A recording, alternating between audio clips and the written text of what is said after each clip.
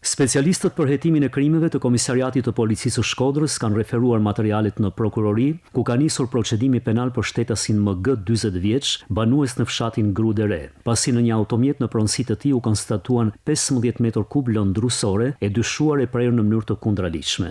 Lënda drusore u sekuestrua në cilësinë e provës materiale.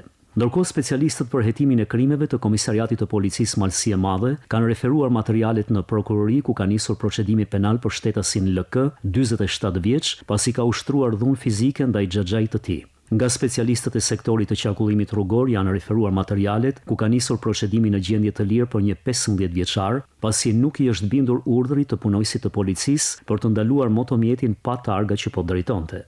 Gjithashtu nga policia janë referuar materialet në prokurori, pasi një ditë më parë në fshatin Hotiri automjeti me drejtues shtetasin KS, 28 vjeç, banues në fshatin Dobraç, është përplasur me motomjetin me drejtues shtetasin FL 46 vjeç, banues në fshatin Vils. Si pasojë është dëmtuar lehtë shtetasi FL.